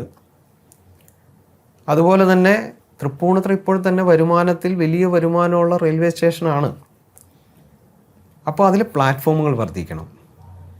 സൗത്ത് റെയിൽവേ സ്റ്റേഷൻ പോലെ വലിയ സൗകര്യമുള്ള ഇന്ന് റെയിൽവേ സ്റ്റേഷനുകളുടെ മുഖമാകെ മാറുകയാണ്. തൃപ്പൂണിത്തുറയും മാറുകയാണ്. ഇപ്പോൾ 10 കോടി രൂപ അമൃത് പദ്ധതിയിൽപ്പെടുത്തി സ്റ്റേഷനുകൾ നവീകരിക്കുന്ന പ്രവർത്തനം ഇവിടെ നടന്നുകൊണ്ടിരിക്കുകയാണ്. അപ്പോൾ അതല്ലാതെ നിരവധിയായിട്ടുള്ള പ്ലാറ്റ്ഫോമുകൾ, നിരവധിയായിട്ടുള്ള ട്രെയിനുകൾ അവിടെ നിന്ന് ആരംഭിക്കാൻ സാധിക്കുന്ന തരത്തിൽ ഉള്ളൊരു സംവിധാനമാക്കി നമ്മുടെ തൃപ്പൂണിത്തുറയുടെ വിനോദസഞ്ചാര മേഖലയും കൂടി നമുക്ക് ഉപയോഗിക്കാൻ പറ്റുന്ന തരത്തിൽ അതിനെ വളർത്താൻ സാധിക്കും. അപ്പോൾ നമ്മൾ ആ കാഴ്ചപ്പാട് ഒരു 50 വർഷത്തേക്ക് നമ്മുടെ കാഴ്ചപ്പാട് കണക്ക് കൂട്ടി അവതരിപ്പിക്കാൻ സാധിക്കണം എന്നുള്ളതാണ്. അത് ഞങ്ങൾ നേരത്തെ പറഞ്ഞതുപോലെ ഇത് ഞങ്ങളുടെ ആരുടെയെങ്കിലും ഒരു കാഴ്ചപ്പാടല്ല, വ്യക്തിപരമായിട്ട് ആരുടെയുമല്ല. ഇത് ജനങ്ങൾ നമ്മളോട് പറയുന്നുണ്ട്, നമ്മളത് കേൾക്കുന്നുണ്ട്. അത് കേട്ടതിൻ്റെ അടിസ്ഥാനത്തിൽ നമ്മുടെ മനസ്സിൽ രൂപപ്പെട്ടിട്ടുള്ളതാണ്. തൃപ്പൂണിത്തുറയിൽ BJPയുടെ ഒരു ടീം ഇരിക്കുമ്പോൾ ഇന്ന ആളുകൾ പറഞ്ഞിട്ടുള്ള എല്ലാ സംഘടനകളും പറഞ്ഞിട്ടുള്ള അഭിപ്രായങ്ങൾ ക്രോഡീകരിച്ചുകൊണ്ട് ഞങ്ങളുടെ മനസ്സിൽ രൂപപ്പെട്ടതാണ്. തൃപ്പൂണിത്തുറയെ കേരളത്തിലെ തന്നെ ഏറ്റവും മാതൃകാപരമായിട്ടുള്ള ഏറ്റവും വലിയ സ്റ്റേഷനാക്കി മാറ്റുക എന്നുള്ളതാണ് ഞങ്ങളുടെ മുമ്പിലുള്ളത്. അതിൽ കേവലം ഒരു സ്റ്റോപ്പ് അനുവദിക്കലോ മറ്റു കാര്യങ്ങളോ നിൽക്കുന്നതല്ല. അപ്പോൾ നേരത്തെ പറഞ്ഞ കുഴപ്പങ്ങളുണ്ട്. ഈ 16 മീറ്ററായിട്ട് റോഡ് ചുരുങ്ങിയിട്ടുണ്ട്, അതിന് പരിഹാരം കാണണം. ഒരു ബസ് ടെർമിനൽ കൂടി അതിൻ്റെ ഒപ്പം വന്ന് ഒരു ബസ് സ്റ്റാൻഡും കൂടി അവിടെ വരണം. അത് എനിക്ക് തോന്നുന്നു കഴിഞ്ഞൊരു 10-15 വർഷക്കാലമായിട്ട് ഈ ബസ് ടെർമിനൽ വരുന്നു എന്ന് നമ്മൾ നിരന്തരം കേൾക്കുന്നുണ്ട്. സ്ഥലം ഏറ്റെടുത്തിട്ടില്ല, അതിന് വേണ്ടിയിട്ടുള്ള യാതൊരുവിധ നടപടിയും നടത്തിയിട്ടില്ല. കാരണം ഇതൊരു 100 കോടി രൂപയൊക്കെ വരുന്നൊരു പ്രൊജക്റ്റാണ്. ജനങ്ങൾക്കിപ്പോൾ ചിന്തിച്ചാൽ അവർക്ക് തന്നെ അറിയാം, 100 കോടി രൂപയുടെ ഒരു പ്രൊജക്റ്റ് ഒരു മുനിസിപ്പാലിറ്റി ചെയ്യാൻ പോകണമെന്ന് പറഞ്ഞു കഴിഞ്ഞാൽ നമുക്കറിയാലോ അത് എത്രത്തോളം സാധിക്കുന്ന മുനിസിപ്പാലിറ്റിയാണ് ശരിക്കും തൃപ്പൂണിത്തുറ. അതാണ് വേറെ കാര്യം. അതിന് വേണ്ടിയിട്ടുള്ള സാമ്പത്തിക ഭദ്രതയുള്ള സ്ഥലമാണ് തൃപ്പൂണിത്തുറ യഥാർത്ഥത്തിൽ അതിൻ്റെ എല്ലാ സോഴ്സുകളും ഉപയോഗിച്ചാൽ. പക്ഷെ അതവിടെ നിൽക്കുമ്പോഴും നമുക്ക് ഇത്രയും വലിയൊരു പദ്ധതി വരുമ്പോൾ അതിന് കേന്ദ്രത്തിൻ്റെ ഇടപെടലുകൾ ഒക്കെ ഉണ്ടെങ്കിൽ വളരെ എളുപ്പത്തിൽ, സംസ്ഥാന കേന്ദ്ര സർക്കാരുകളുടെ ഇടപെടലുണ്ടെങ്കിൽ വളരെ എളുപ്പത്തിൽ അത് സാധിക്കും. ഈ ഒരു കാഴ്ചപ്പാടിലേക്ക് നമുക്ക് മാറാൻ അവിടെ സാധിക്കണം എന്നുള്ളതാണ് നമ്മുടെ ഏറ്റവും പ്രധാനപ്പെട്ട ഇത്. അപ്പോൾ അതിന് വേണ്ടിയിട്ട് ഞാൻ നേരത്തെ പറഞ്ഞ പോലെ ഒരു ടീമിനെ ഉണ്ടാക്കി ആ ടീമിൻ്റെ അഭിപ്രായങ്ങൾ സ്വരൂപീകരിച്ച് ഡേ 1 ഒന്നാമത്തെ ദിവസം മുതൽ അതിൻ്റെ പ്രവർത്തനം BJP അധികാരത്തിൽ വന്നാൽ തുടങ്ങും. അതിനൊരു തരത്തിലുള്ള പഠനത്തിൻ്റെയോ മറ്റു കാര്യങ്ങൾക്കോ പിന്നീട് വെക്കാനില്ല. ഇത് പഠിച്ച് വളരെ കൃത്യമായിട്ട് ഇതിൻ്റെ ഡാറ്റയൊക്കെ എടുത്തു വെച്ചിട്ടുള്ള ആളുകൾ പുറത്ത് നിൽക്കുവാണ്. അവരുടെ മനസ്സിൽ അവർ വെറുതെ ഒരു മനസ്സിൽ എനിക്ക് ഇങ്ങനെ വേണമെന്ന് ആഗ്രഹിച്ചിട്ടല്ല, അതിൻ്റെ മുഴുവൻ പഠനങ്ങളും നടത്തി ഇതിന് വേണ്ടിയിട്ട് ഇറങ്ങി തിരിച്ചിട്ടുള്ള ആളുകൾ തൃപ്പൂണിത്തുറയിലുണ്ട്. അപ്പോൾ അവരെല്ലാവരും കൂടെ കൂട്ടിയാൽ തന്നെ ഇത് മുമ്പോട്ട് പോകും. ഞാനതാ പറഞ്ഞത്, ഞങ്ങൾ ഉദ്ദേശിക്കുന്നത് അങ്ങനെയുള്ള വികസന കാഴ്ചപ്പാടുള്ള ആളുകളുടെ അത് നടപ്പിലാക്കുന്നതിന് വേണ്ടിയിട്ടുള്ള ഒരു വികസിത തൃപ്പൂണിത്തുറ സൃഷ്ടിക്കുന്നതിന് വേണ്ടിയിട്ടുള്ള ഒരു ടീമാണ് അകത്തിരിക്കാൻ പോവുക. അവരത് ചെയ്തു കൊണ്ടുപോകുന്ന, നേരത്തെ മോദിജി പറഞ്ഞിട്ടുള്ളതുപോലെ സേവകരായിട്ട് അത് ചെയ്തു കൊടുക്കുന്ന ആളുകൾ, ഒരു സിസ്റ്റം മാത്രമായിരിക്കും. അത് നയിക്കുന്നത് പൊതുജനങ്ങളായിരിക്കും, അവരുടെ ആഗ്രഹങ്ങളായിരിക്കും, അവരുടെ മനസ്സിലുള്ള തൃപ്പൂണിത്തുറയെ സൃഷ്ടിക്കലായിരിക്കും. അതാണ് ഞങ്ങളുടെ മനസ്സിലുള്ള തൃപ്പൂണിത്തുറ. ഈ കഴിഞ്ഞ ടൈമിൽ പ്രധാനമായിട്ടൊരു പ്രതിപക്ഷ കക്ഷിയായിട്ട് നിന്നത് BJP ആണ്. അപ്പോൾ ആ സമയത്തുണ്ടായിരുന്ന പല വിഷയങ്ങളും ഏറ്റെടുത്ത് പ്രവർത്തിക്കാൻ കഴിഞ്ഞു.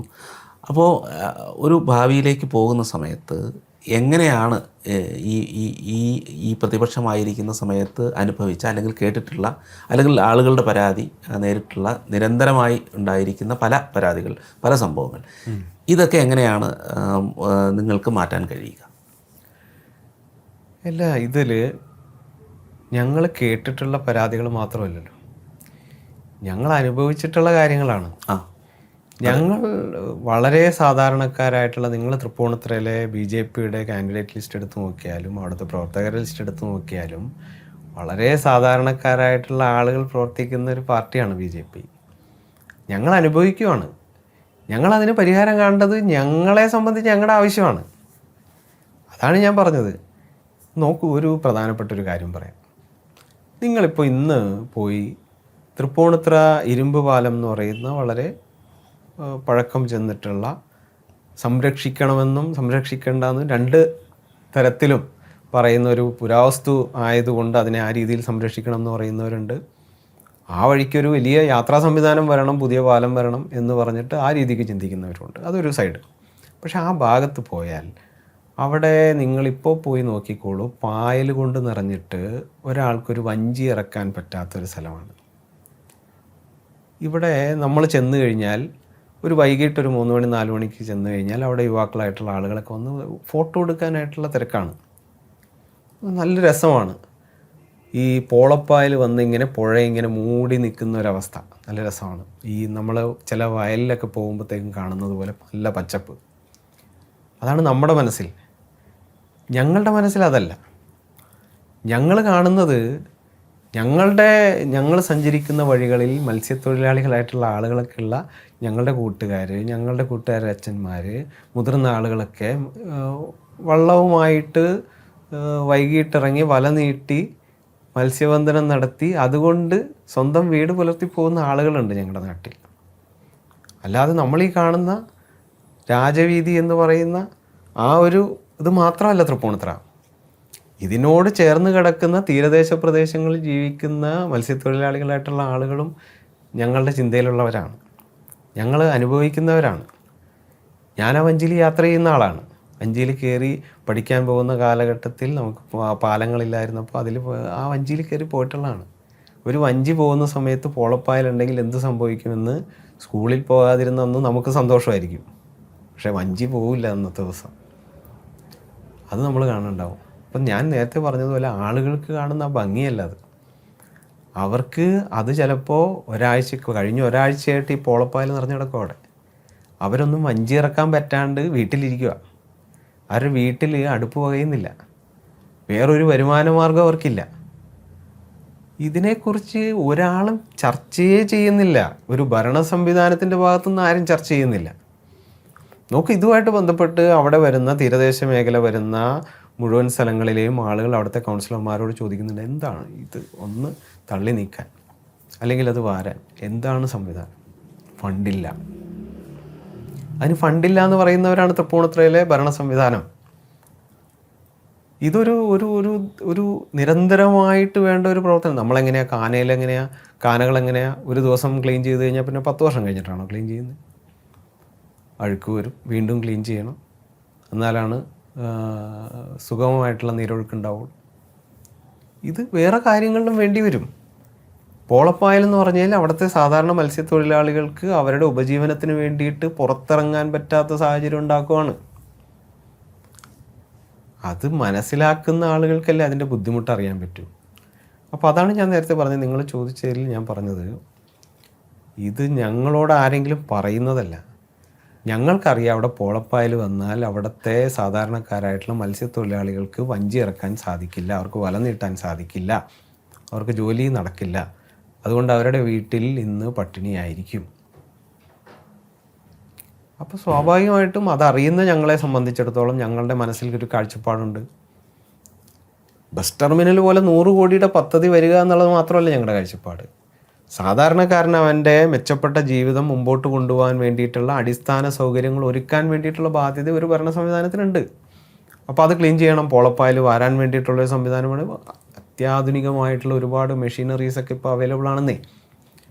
ഇത് ഉപയോഗിക്കാൻ തയ്യാറായാൽ മതി. മാനസികമായിട്ട് അത് ഉപയോഗിച്ച് ഇങ്ങനെയൊക്കെ കാര്യങ്ങൾ ചെയ്താലും തെറ്റില്ല എന്നുള്ള ചിന്ത വന്നാൽ മതി.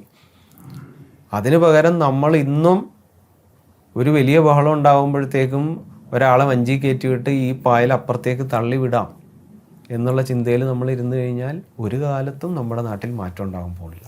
ഇതൊക്കെ പറയുമ്പോഴും പ്രധാന പ്രതിപക്ഷം BJP ആയിരുന്നു. അപ്പോൾ ഇത്തരത്തിലുള്ള ഒരു ഭരണം നടക്കുമ്പോൾ, അല്ലെങ്കിൽ ജനങ്ങൾക്ക് ബുദ്ധിമുട്ടുണ്ടാക്കുന്ന രീതിയിലുള്ള ഭരണം, അല്ലെങ്കിൽ ഒരു വികസനം കൊണ്ടുവരാത്ത രീതിയിലുള്ള ഭരണം നടക്കുമ്പോൾ BJPക്ക് എന്ത് ചെയ്യാൻ കഴിഞ്ഞു എന്നൊരു ചോദ്യം ഉണ്ടാവും സ്വാഭാവികമായിട്ടും. അപ്പോൾ അതിനെന്ത് മറുപടിയാണ് കൊടുക്കാൻ കഴിയുക? അല്ല, അത് വളരെ വ്യക്തമായിട്ടുള്ള ഒരു പ്രധാനപ്പെട്ട 1-2 കാര്യങ്ങളുണ്ട് ആ ചോദ്യത്തിൽ.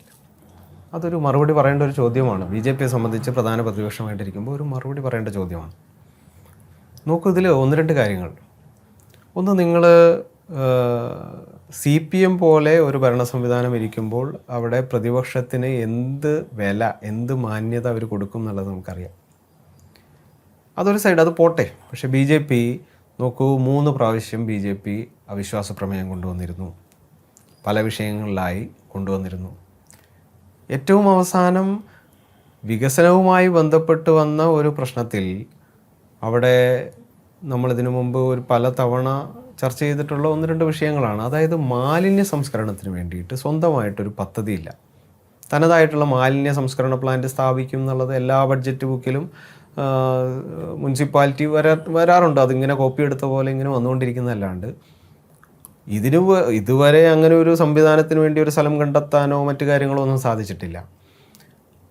ഏറ്റവും അവസാനം ഒരു പ്രാവശ്യം അത് ചെയ്തത് മാലിന്യ സംസ്കരണത്തിന് വേണ്ടിയിട്ടുള്ള ഒരു പ്ലാന്റിന് വേണ്ടിയിട്ടല്ല, അത് വേർതിരിക്കുന്നതിന് വേണ്ടിയിട്ടുള്ളൊരു സംവിധാനം കൊണ്ടുവരാൻ വേണ്ടിയിട്ട്, സംസ്കരിക്കുന്നതിന് വേണ്ടിയിട്ടുള്ളൊരു സംവിധാനം കൊണ്ടുവരാൻ വേണ്ടി ചെറുപ്പക്കാർ, കുട്ടികൾ, മുതിർന്ന ആളുകൾ, ഇവരെല്ലാവരും പോയിരിക്കുന്ന ഒരു പാർക്കുണ്ട്. നമുക്കങ്ങനെ വലിയ സംവിധാനമോ പാർക്കോ സംവിധാനങ്ങളൊന്നും തൃപ്പൂണിത്തുറ ഇല്ലല്ലോ.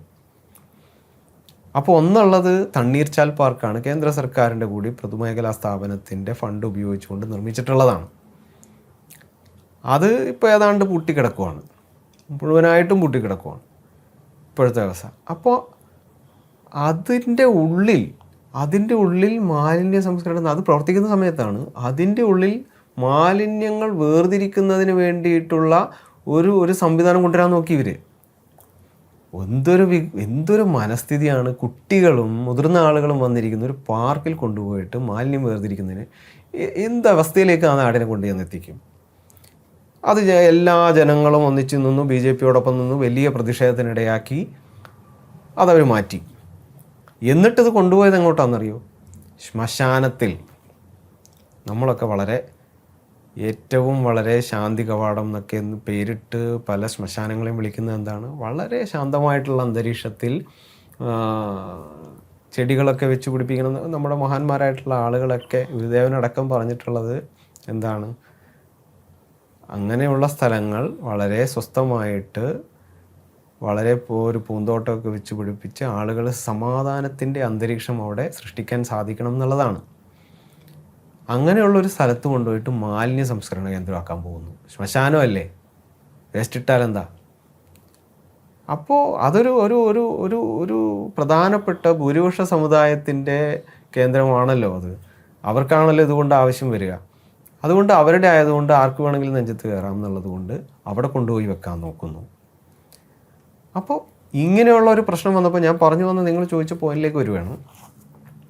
ഇതുമായിട്ട് ബന്ധപ്പെട്ടൊരു ചർച്ച വന്ന സമയത്ത് ഇതിനെ BJP എതിർത്തപ്പോൾ BJPയുടെ പാർലമെൻ്ററി പാർട്ടി നേതാവ് എന്ന് പറയുന്നത് ഞങ്ങൾ അദ്ദേഹത്തിൻ്റെ ജാതി നോക്കിയിട്ടോ അദ്ദേഹത്തിൻ്റെ ക്ലാസ് നോക്കിയിട്ടോ ഒന്നുമല്ല അദ്ദേഹത്തിനെ പാർലമെൻ്ററി പാർട്ടി ലീഡറാക്കിയത്. കഴിവിൻ്റെ അടിസ്ഥാനത്തിലാണ് ഞങ്ങൾ എല്ലാവരെയും പരിഗണിക്കുന്നത്. വേറൊരു മാനദണ്ഡവും ഈ കാര്യത്തിലില്ല. ആ കഴിവിൻ്റെ അടിസ്ഥാനത്തിൽ ഒരാളെ പാർലമെൻ്ററി പാർട്ടി നേതാവായിട്ട് തീരുമാനിച്ചു. തൃപ്പൂണിത്തുറയുടെ പോലെയുള്ള ഏറ്റവും പ്രധാനപ്പെട്ട നഗരസഭയുടെ പ്രതിപക്ഷ നേതാവായിട്ട് അദ്ദേഹം ഇരിക്കുമ്പോൾ അദ്ദേഹത്തിനെതിരെ ജാതി അധിക്ഷേപം ഇത് ചോദ്യം ചെയ്തതിന് ജാതി അധിക്ഷേപം നടത്തി അവിടുത്തെ വൈസ് ചെയർമാൻ ജാതി അധിക്ഷേപം നടത്തുന്ന സാഹചര്യം ഉണ്ടായി. ഈ വിഷയത്തിലാണ് ഞാൻ പറഞ്ഞ പോയിന്റ് അതാണ്.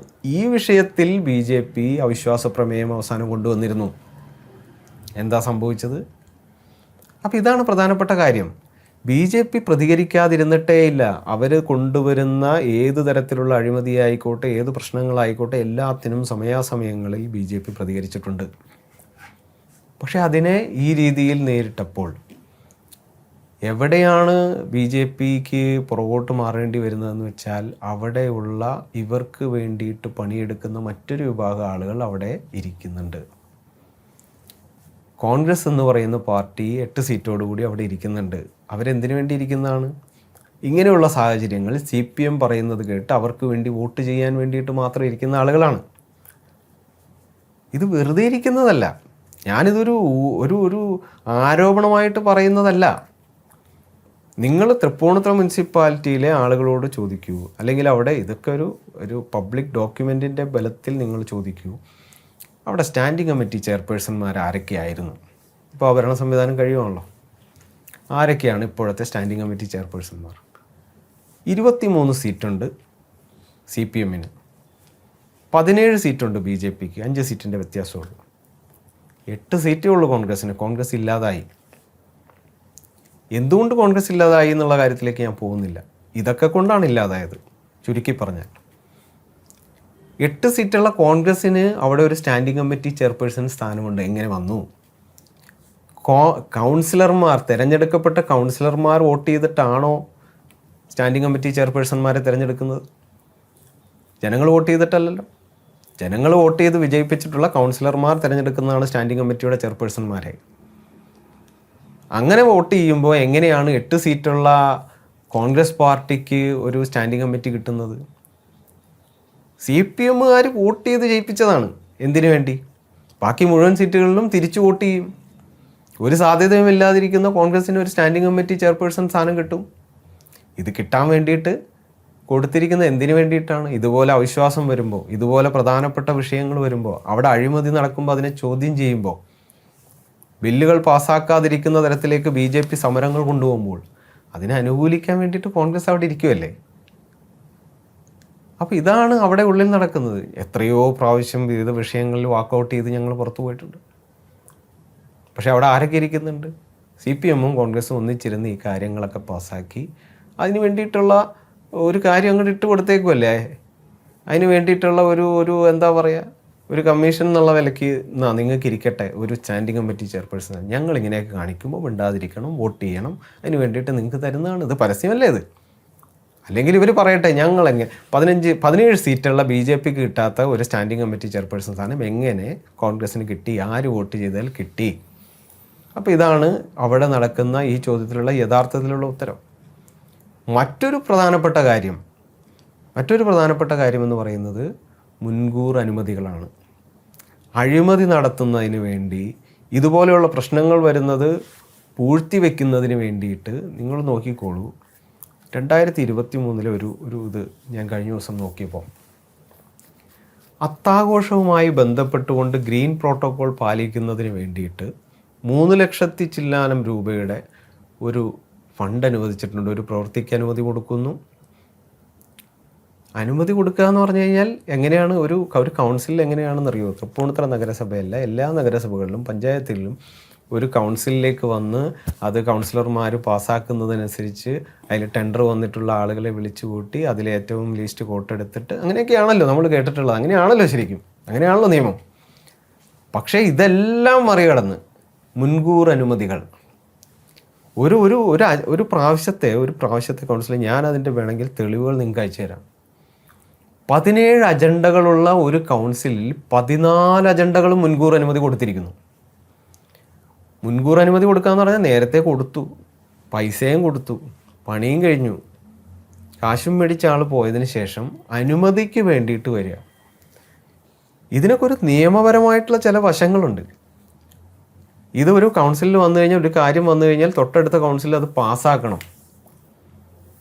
ഇത് നോക്കിക്കോളൂ നിങ്ങൾ. 2023 ഗ്രീൻ പ്രോട്ടോകോൾ പാലിക്കുക, അത്താഘോഷവുമായി ബന്ധപ്പെട്ട്, അത്താഘോഷത്തിൻ്റെ നാടാണല്ലോ ഏറ്റവും പ്രധാനപ്പെട്ട ഉത്സവം,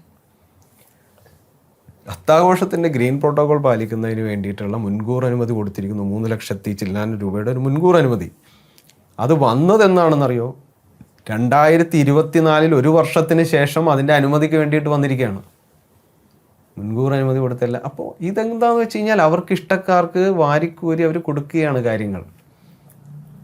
അവർക്കിഷ്ടമുള്ള ആളുകൾക്ക് ഓരോന്ന് കൊടുത്ത് ഓരോന്ന് ചെയ്യിപ്പിച്ച് പൈസയും കൊടുത്ത് അതിൻ്റെ കമ്മീഷനും പറ്റി എല്ലാം കഴിഞ്ഞതിന് ശേഷം ഒരു വർഷം കഴിയുമ്പോൾ മുൻകൂർ അനുമതി കൊടുത്തിട്ടുണ്ട്, ഇത് നഗരസഭയുടെ അംഗീകാരത്തിനായിട്ട് വരുന്നു ഒരു വർഷത്തിന് ശേഷം. എങ്ങനെയാണ് ഇതിലൊക്കെ? ആരാണ് ഏത് സമയത്ത് നടന്നതായിട്ട് ഇവിടെ ജനങ്ങൾക്ക് അറിയാൻ പറ്റും? കൗൺസിലിൽ നടക്കിയിരിക്കുന്ന ആളുകൾക്ക് പോലും ഇതറിയാൻ പറ്റുന്നില്ല. മുൻകൂർ അനുമതി കൊടുക്കുകയാണ് ചെയർപേഴ്സൺ. അപ്പോൾ അഴിമതിക്ക് വേണ്ടിയിട്ടുള്ള എല്ലാ വഴികളും ഇവരിരുന്ന് 10-40 വർഷക്കാലം കൊണ്ട് പഠിച്ച് ഇരിക്കുവാണ്. അവർക്കറിയാം ഒരു അഴിമതി നടത്തണമെങ്കിൽ എന്തൊക്കെ വഴികൾ ഉപയോഗിക്കാം എന്നുള്ളതിനെക്കുറിച്ച് വളരെ വ്യക്തമായിട്ടുള്ള കണക്കൂട്ടൽ അവരുടെ മനസ്സിലുണ്ട്. ഇങ്ങനെയൊക്കെ കൊടുക്കാം, അപ്പോൾ ആരും അറിയില്ല, ഞങ്ങൾക്ക് ഇതൊക്കെ ചെയ്യാനായിട്ടുള്ള സ്വാതന്ത്ര്യം ജനങ്ങൾ തന്നിട്ടുണ്ട്. അപ്പോൾ ജനങ്ങളുടെ പണമല്ലേ, എടുത്ത ആവശ്യത്തിന് ഉപയോഗിക്കുവാണ്. ഇഷ്ടക്കാരന് ഓരോ ടെൻഡറുകൾ കൊടുക്കുവാണ്, എന്നിട്ട് അതിന് ഒരു വർഷം കഴിയുമ്പോൾ അനുമതിക്ക് വരുന്നു. ഇതൊക്കെയാണ് അവിടെ നടക്കുന്നത്. ഞങ്ങൾ വളരെ വ്യക്തമായിട്ട് അവിശ്വാസം കൊണ്ടുവരുന്നുണ്ട്. അവിശ്വാസം കൊണ്ടുവരേണ്ട ഏറ്റവും അടിയന്തരമായിട്ടുള്ള വിഷയങ്ങൾ ഞങ്ങൾ അങ്ങനെ പോകുന്നുണ്ട്. അതുകൊണ്ടാണ് 3ഓളം അവിശ്വാസങ്ങൾ കൊണ്ടുവന്നു.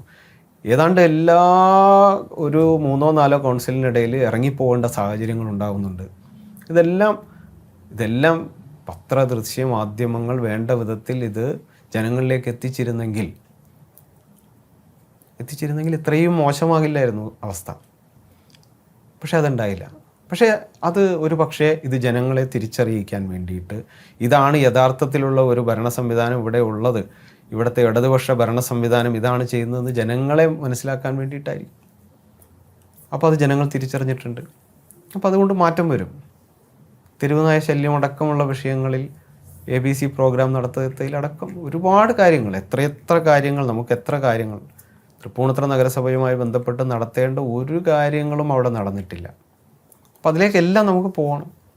അതിനൊക്കെ ശാശ്വതമായിട്ടുള്ള പരിഹാരങ്ങളുണ്ട്. അതിനുള്ളൊരു പദ്ധതി ഞങ്ങൾ തയ്യാറാക്കിയിട്ടുണ്ട്. അതാണ് ഞാൻ പറഞ്ഞത്, ഡേ 1 ഒന്നാം ദിവസം ഞങ്ങൾ അതിനു വേണ്ടിയിട്ടുള്ള പണി ആരംഭിക്കും.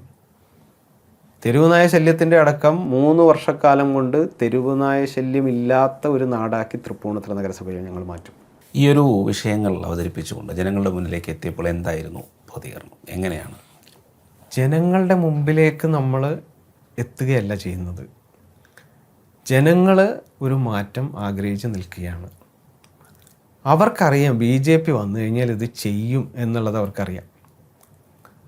നമ്മളോടൊരു കാര്യം ഇങ്ങോട്ട് പറയുമ്പോൾ നമ്മളിൽ നിന്ന് വരുന്ന പ്രതികരണം അവർക്കറിയാം. BJPക്കാർക്ക് അറിയാം, അവരോട് പ്രത്യേകിച്ച് നമ്മൾ പറയേണ്ട കാര്യമില്ല, അവർക്കിതറിയാം. ആ ഒരു മനോഭാവത്തിലേക്ക് ആളുകൾ എത്തിയിട്ടുണ്ട്. ഒരു മാറ്റം വേണം. 2 തരത്തിലാണല്ലോ. ഒന്ന് BJPയോട് അനുഭവമുള്ള ആളുകൾ BJP വന്നാൽ നടക്കും എന്ന് അവർ സ്വയമേ വിചാരിക്കുന്നുണ്ട്.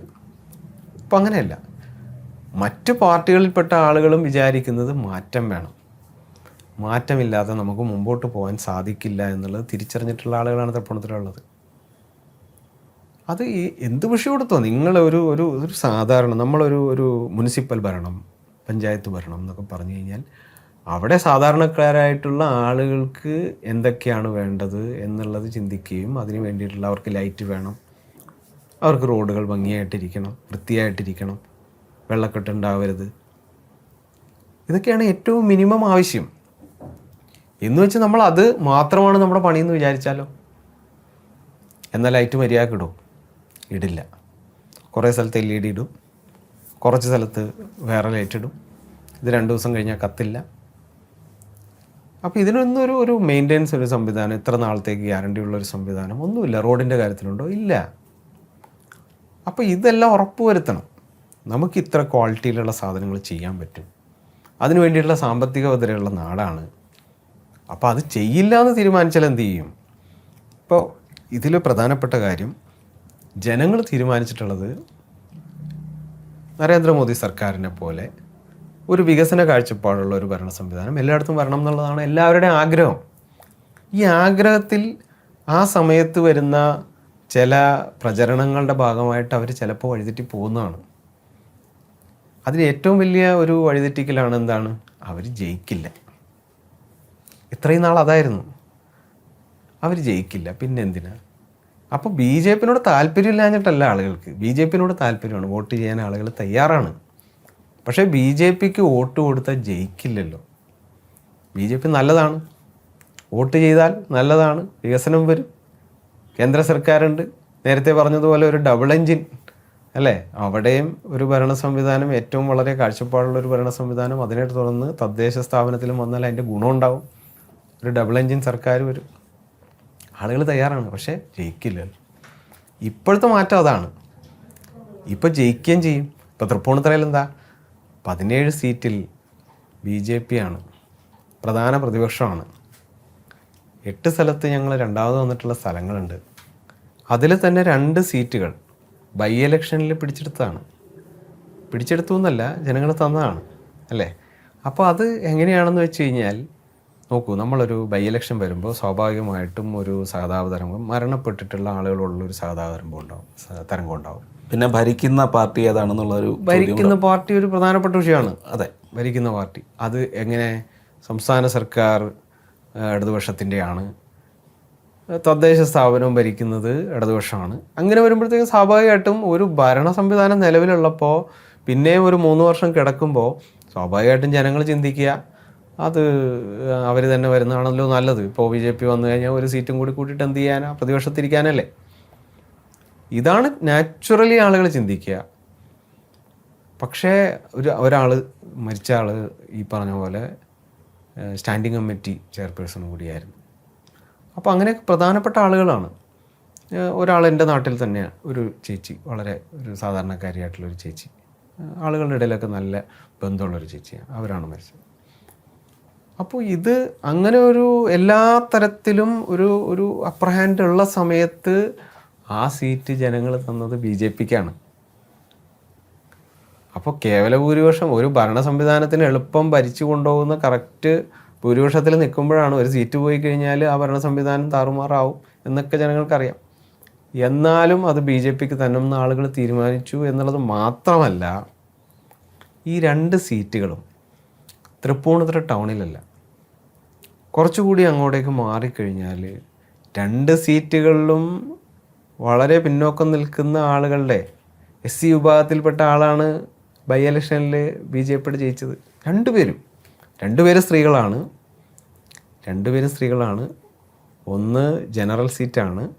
ജനറൽ സീറ്റിലെ ഒരു പുരുഷനായിട്ടുള്ള ആളുകൾ മത്സരിക്കുമ്പോഴുള്ള ഒരു അപ്പർ ഹാൻഡ് അവർക്കുണ്ടല്ലോ.